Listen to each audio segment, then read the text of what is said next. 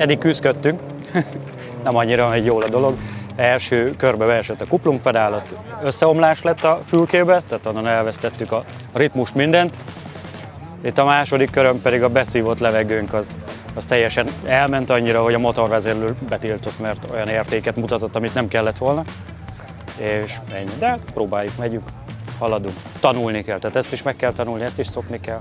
Tetszik egyébként, inkább nekünk az a probléma, hogy nagyon hepehupás, amit a futómű, egy ilyen gyári futómű nem tud kirugózni. Tehát mindenhol felüt, felkoppan, nem merjük úgy ráengedni, ugye dobbantókra ide-oda, ennyi. De azzal dolgozunk, amink van, tehát ezt tudjuk csinálni. Jó amúgy egyébként, hogy lehet rajzolgatni jobbra-balra, de hát ez, hogy az lenne jó, úgy tudnánk egy tisztán menni, hogy nincsen semmi gond az autóval.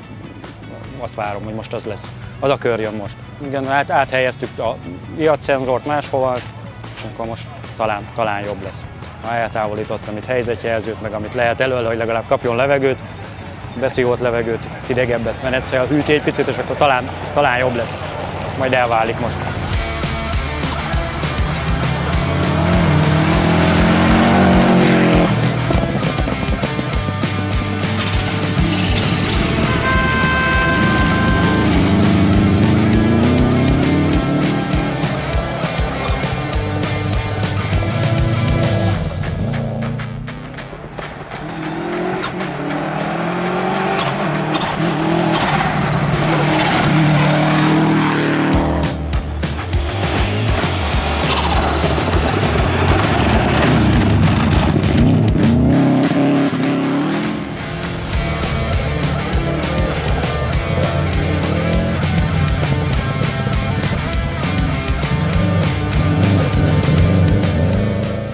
Végig kínlódtuk a napot, most azért az utolsó gyorsra a rajtba tolni kellett az autót, mert nem akart beindulni, úgyhogy itt a végére még volt azért még egy kis technikai probléma, de bent a pályán jó volt az autó, nem volt semmi probléma.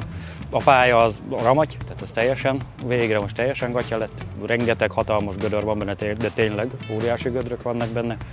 De célban vagyunk, autó egybe van, úgymond nagyjából nem törni nem törtük. Javítás van rajta, de rendben vagyunk.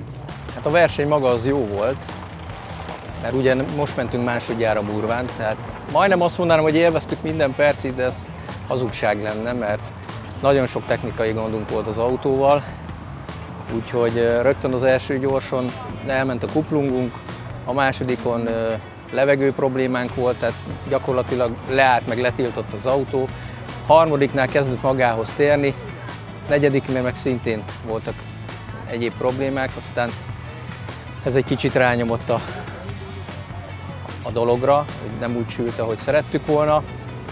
A pálya minősége azért a harmadik után már hagyott némi kivetnivalót, a negyediken az egyszerűen már borzalmas volt. Volt egy kanyar, ahol felnéztem is, egy fallal találkoztam konkrétan, úgyhogy, de alapjában véve nem rossz verseny volt, tehát élveztük a Burvánt.